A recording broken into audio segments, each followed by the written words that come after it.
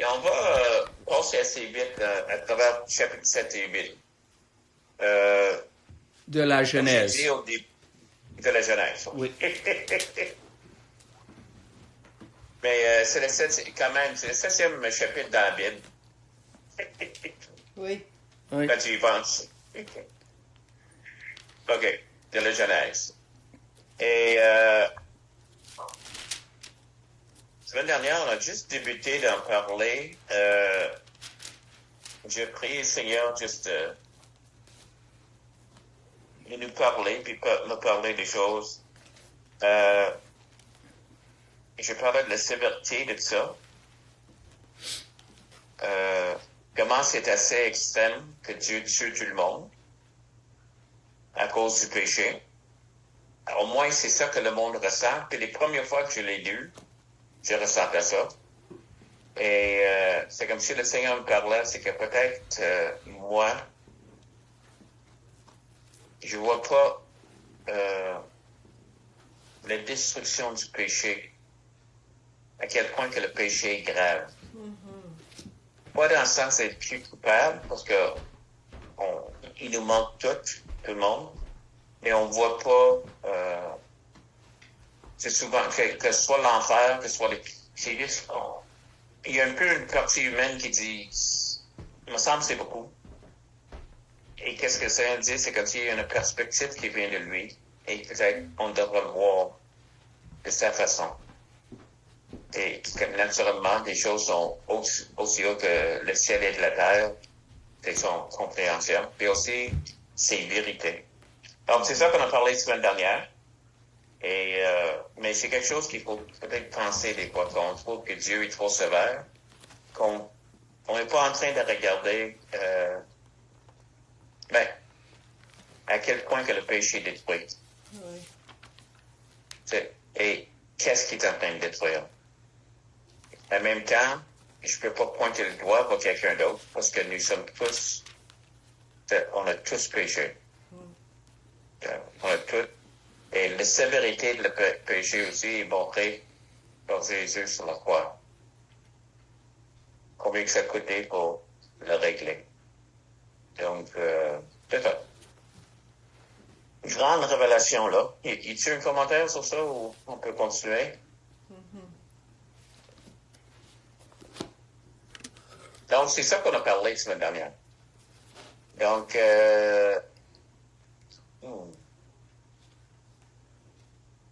comme je dis, on va passer assez vite. Donc, qui voudrait lire Margie, tu lire le premier 6 versets? De 7. 7? Oui. 7. Genèse 7. L'Éternel dit à Noé, entre dans l'arche, toi et toute ta maison, car je t'ai vu juste devant moi parmi ces générations.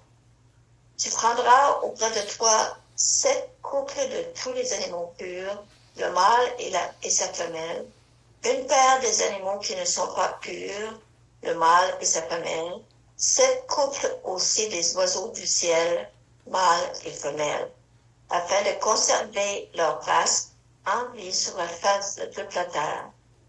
Car encore 7 jours, je ferai pleuvoir sur la terre 40 jours et 40 nuits, et j'exterminerai de la face de la terre tous les êtres que j'ai faits. Noé exécuta tout ce que l'Éternel lui avait ordonné. Noé avait 600 ans lorsque l'eau fut sur la terre. Jusqu'où t'as dit? 6, c'est ça? Oui.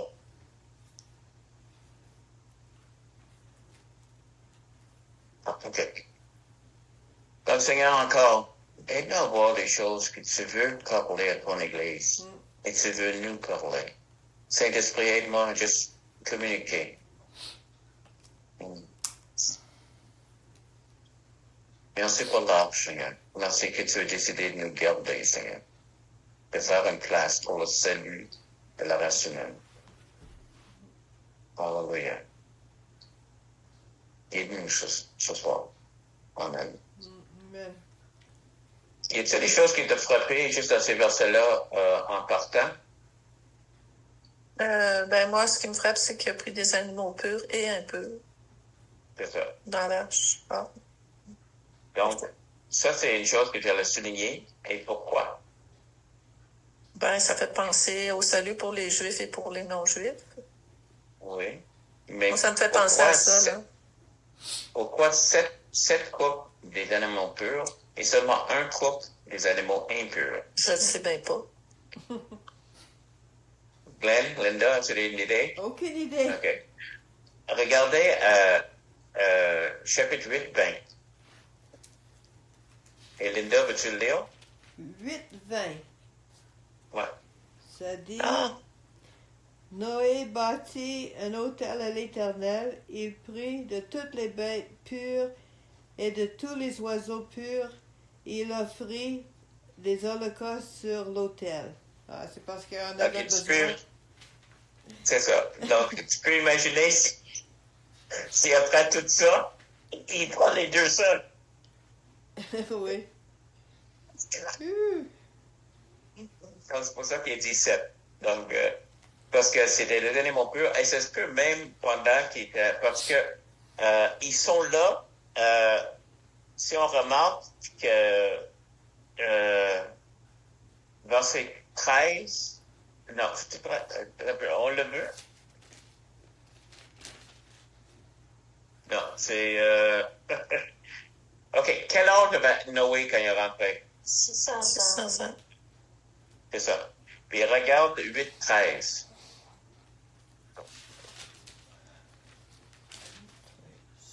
Glenn, veux-tu le lire?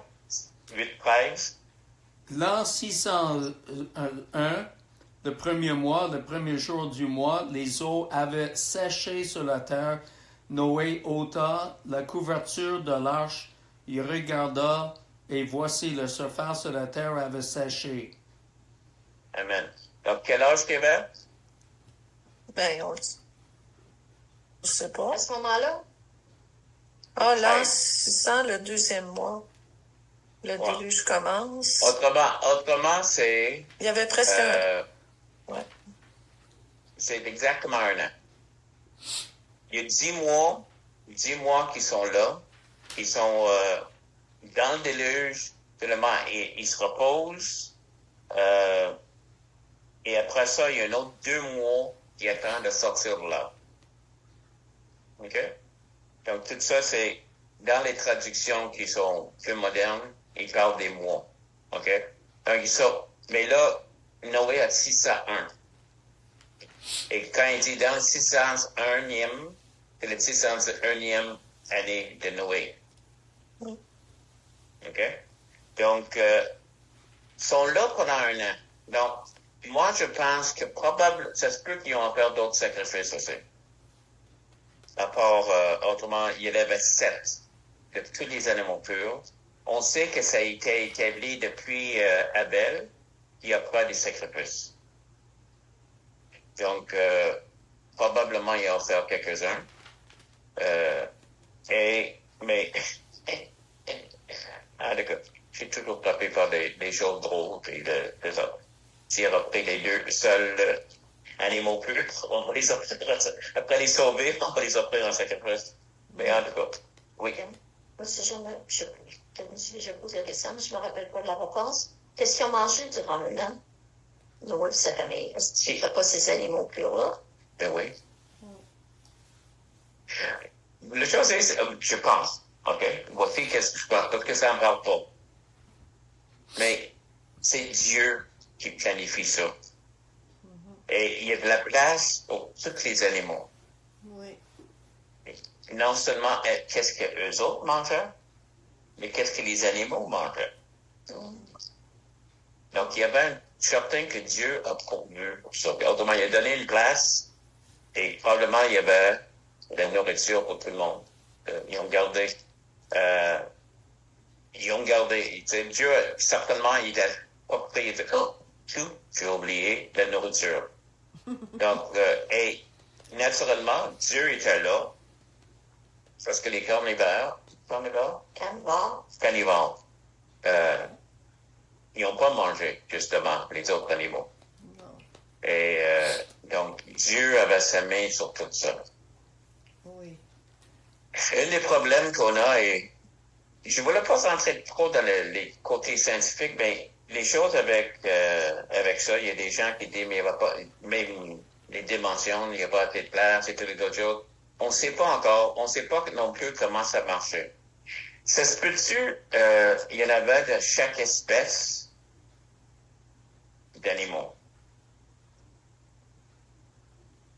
Autrement, il y avait deux chiens comme espèce. Pas deux caniches puis deux... Chaque race. Chaque race d'animaux, il y avait deux de chaque. Oui. Est-ce que ça se peut que c'est ça? Bon. Et l'autre chose, pourquoi est-ce que je dis ça? Encore, on calcule selon les chrétiens maintenant, parce que les scientifiques diront, il n'y aura pas de temps. Mais il y avait un seul race qui était là dans l'arche. Et ça fait pas si longtemps que ça. On ne sait pas exactement quand est-ce, parce que, comme on a dit, les listes des noms, on appelle, les généalogies, sont pas complètes. Mais, encore, la main de Dieu a fait qu'une seule race est devenue plusieurs races. Les Chinois, les Noirs, les Blancs. Mais on ne sait pas quelle race a sorti. On ne sait pas quelle couleur a sorti. On ne peut pas dire que c'était des Blancs. On ne peut pas dire, peut-être des Noirs, peut-être. Mais c'est la même chose avec les animaux. Est-ce que ça se peut que Dieu a juste... Il a fait quelque chose dès le début pour le rendre plus vite, le développement de ça plus vite. Maintenant, on a des races, on ne change pas, puis ça ne change pas. Mais ça se peut que Dieu ait fait ça plus vite en sortant de là. Parce que Dieu avait sa main. What do you think? Yeah. J'ai sûrement posé la question déjà, puis je ne me rappelle pas la réponse encore une fois. C'est ça, c'est comment ça, tout à coup, il y a des races différentes là demain. Ça ne change pas maintenant. Je veux dire, ça ne change pas. Ça change parce qu'il y a des mariages interraciaux, je ne sais pas le mot. Mais comment ça se fait? Des caniches, puis des Rottweilers et tout ça, c'était fait par les hommes. Il y a 500 ans, il n'y avait pas de caniches. Ah, c'est vrai? Oui, c'est les hommes qui je ne savais pas ça. Oui. Je ne savais pas ça. OK. Mais ça, c'est une autre chose, que les hommes ont rentré là-dedans, puis ils ont fait. Mais je crois, pour moi, je pense que Dieu a mis sa main pour que les choses vont plus vite pendant un bout de temps. Oui, mais là, c'est comme si tu parles d'évolution. Non. OK, c'est quoi la différence entre qu'est-ce que je parle maintenant et l'évolution?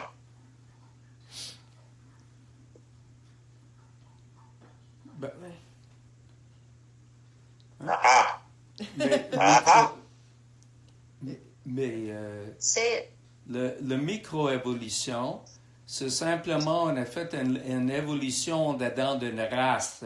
Oui. Comme il y a toutes sortes de chiens différents. Mais la macro-évolution, c'est qu'il y a une transition entre les espèces. Oui. C'est ça que c'est pas. On appelle ça la mutation. Puis on croit dans la mutation parce qu'il y a des races. Oui, c'est ça. On vient originellement de l'Arche, mais selon nos croyances. On vient de l'Arche, donc on croit là-dedans. On ne croit pas qu'une espèce est devenue une autre. Non. C'est ça le chose. Oui. Donc, il y a un développement. C'est certainement, il y a quelque chose qui est arrivé pour qu'il y ait différentes races. Le monde pense on a adapté, mais encore, il me semble que ça fait longtemps qu'on a des couleurs qu'on a. Ben, en tout cas, moi, je crois que le Seigneur a fait quelque chose avec ça. Peut-être comme le tour de Babel, ou je sais pas.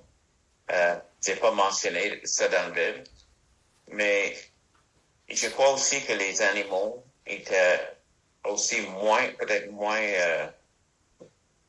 il y a moins de races. C'est-tu des races d'animaux? Hein? Oui. OK, il y avait moins de races au moins de représentants de chaque race. Oui. Et là, ils sont développés plus tard. Oui. Comme on sait que les chevals, il y avait un temps qui était plus petit. Ça peut être juste des petits chevals dans ce temps-là. Puis, en tout cas.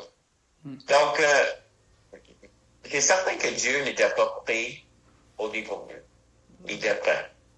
Il dit à Moïse, non, il dit à Noé comment le préparer. Puis, je suis certain qu'ils étaient prêts pour toute éventualité. En tout cas, c'est bien. Donc, OK. Donc, il y a 600 ans. Ils ont resté 1 an dans l'or. Il y a plus, voilà. Longtemps. Il y a plus longtemps? Oui. Oui. C'était longtemps, mais combien de temps? Je pense 2 mois, je sais pas, là, un peu, là. Il est entré 40 dans jours. l'âge. 40 jours. 40 jours. Oui. 40 jours et 40 nuits. C'est ça. Et j'aime la manière qu'ils disent toujours ça. 40 jours et 40 nuits. Il n'a pas arrêté de 30 nuits. En tout cas, c'est souligné dans la Bible. 40 jours et 40 nuits. Il y avait ça, mais aussi, qu'est-ce qu'il y avait? Les écluses des cieux, les sources de l'abîme. Oui. Oui. Donc, c'est un peu, si tu remarques, le 2e verset de la Bible, tout était chaos. Hein? Puis il y avait de l'eau. Ça ressemble presque à ça. Il y avait de l'eau partout. Au moins, c'est devenu comme ça. Je dis pas c'est la même chose, mais ça me fait penser à ça. Ça me fait penser à le 2e verset de la Bible où Dieu a séparé les eaux après. Mais il y avait un temps que c'était comme ça, dans la création.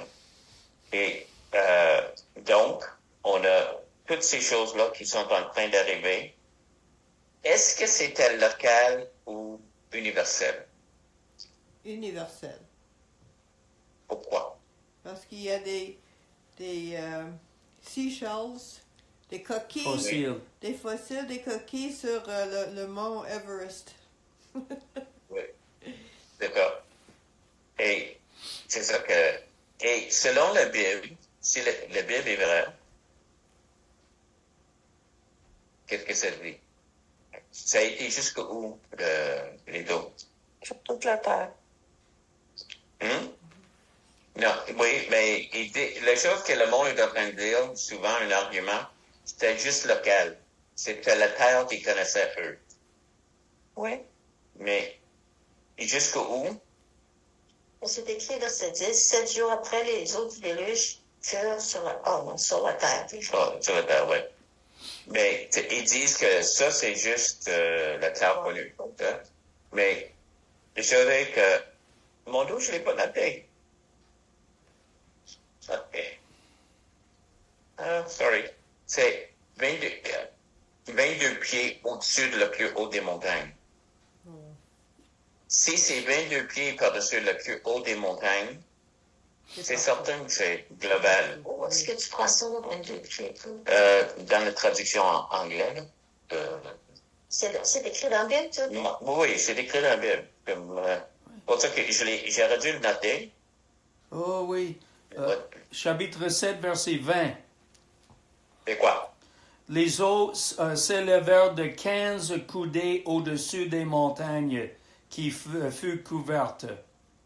Wow. C'est ça. Donc, c'est ça. C'est impossible qu'il y ait comme un mur d'eau, un peu comme dans la mer Rouge. Non, c'est que pas là que ce soit... sur l'exception mondial. L'autre chose, te rappelles-tu l'histoire que je t'ai envoyée? Je sais pas si tu l'as lu, à propos du déluge. Les histoires de toutes les religions de la Terre. Non, c'est pas ça. Oui, OK. Je les ai envoyés dans vos courriels parce que... C'est ça. Mais... Aujourd'hui? Non, c'est pas un bout de temps. Mais quand on commençait, je pense qu'au début de 6, je vous les ai envoyés juste parce qu'il y avait différentes questions sur le... Ah, les gars, parce que toutes les religions de la Terre, incluant les autochtones de l'Amérique du Nord parlent d'une version de ça. Ici, c'est un grand canoë et il y a une famille qui part avec des animaux. Mais partout dans toutes les religions, il en parle d'une version du déluge. Oui. Et j'imagine qu'il en parlait ici de l'Amérique du Nord. Alors, ça, c'est l'autre symbole que c'était vrai. Et c'était universel. C'était pas juste dans une certaine section du monde. Donc, les autres choses.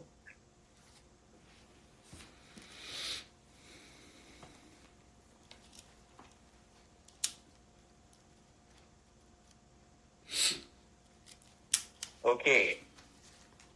Verset 16. Je le sais.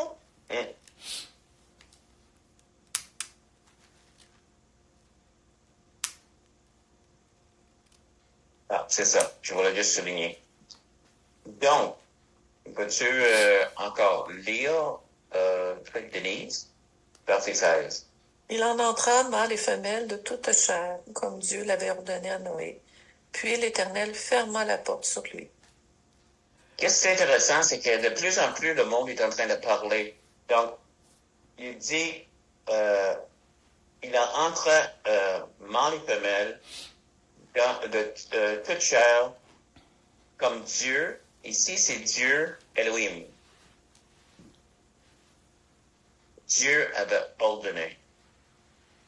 Et de toute chair, OK. Et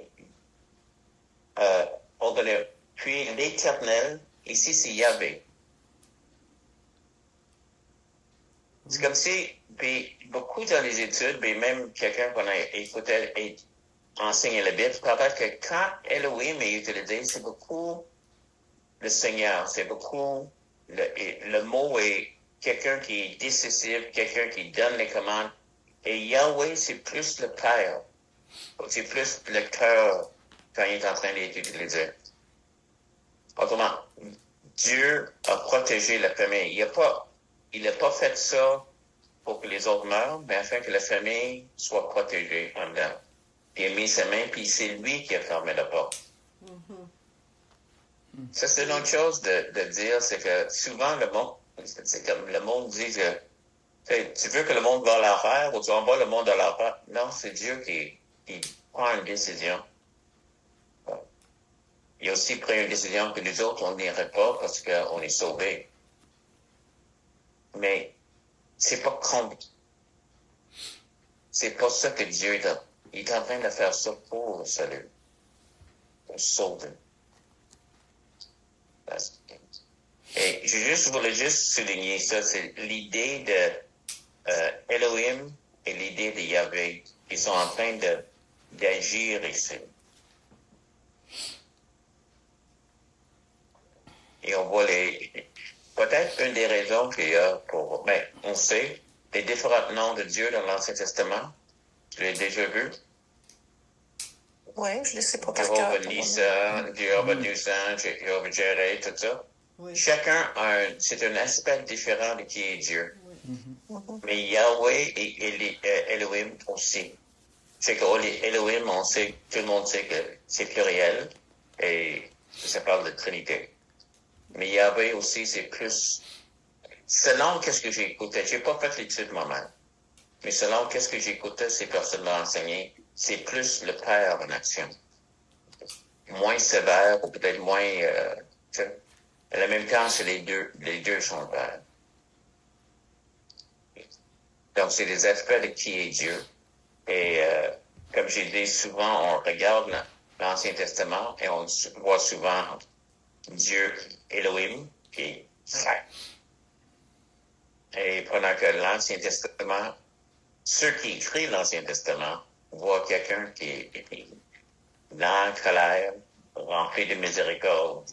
Tu lis les psaumes, tu vois, les autres ne les trouvent pas.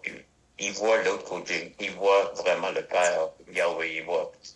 Et encore, Yahweh ne va pas dire Père. juste en train de dire que c'est comme si les deux ont une signification, différence. Okay? Et une raison pourquoi tu es en train d'étudier quelque chose. Donc, on va aller à... Qu'est-ce que ça parle? OK. Ça m'a parlé de quelque chose, et je veux voir qu'est-ce que ça parle. Maintenant, on va presque sauter le chapitre 8. Il y a beaucoup à voir, mais je veux rentrer dans quelque chose d'autre la semaine prochaine. Mais, peut-être Glenn encore. Chapitre 8, 7 à 9. 7 à 9? Ouais. Alors, maintenant, qu'est-ce qui est en train de se passer? Ils sont reposés. Oui. Ils sont sur la montagne. Les eaux ont baissé. Oui. Et voici qu'est-ce que Noé fait. Oui, c'est bon. Est-ce que je peux remarquer quelque chose? Oui? Oui, dans le chapitre 7, le verset 7, 17, les déluges furent 40 jours sur la terre. Et puis dans le verset 24, les eaux furent grosses sur la terre pendant 150 jours. Donc, il parle de 150 jours, OK, en tout. Oui. Mais ça inclut les 40 jours du déluge. Donc, ça veut dire que l'arche a flotté sur les eaux plus calme pendant 110 jours. Wow. Donc, Super. 40 plus 110, ça donne 150 en tout. Amen. Oui. Amen. C'est juste un petit remarque. C'est ça. Donc, oui. Et quand les animaux ont sorti de l'arche, il y avait un meme où il y avait deux animaux qui se parlaient. Il dit, tu parles d'une croisière, il y a plus tout le long.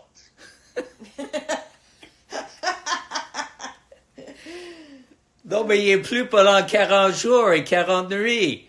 Oui, c'est ça. Oui. Oui. Pas tout le long, t'as raison. La moitié du temps, il n'y avait pas de pluie. Bon, chapitre 8, verset 7. Oui. Il lâcha le corbeau qui sortit, partant et revenant, jusqu'à ce que les eaux aient séché sur la terre. Continue jusqu'au verset 9. OK. Il lâcha aussi la colombe pour voir si les eaux avaient diminué à la surface de la terre. Mais la colombe ne trouvait aucun lieu pour poser la plante de son pied et revint à lui dans l'arche, car il y avait des eaux à la surface de toute la terre. Il avança la main, la prit et la fit rentrer auprès de lui dans l'arche. OK. Donc, le corbeau et le colombe. Qu'est-ce que tu parles, là?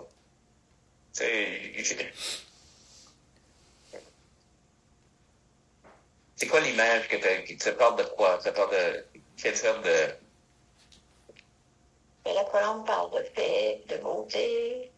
Le corbeau, il est noir, il chante mal. Puis, C'est désagréable. et pourquoi le corbeau a arrêté de revenir?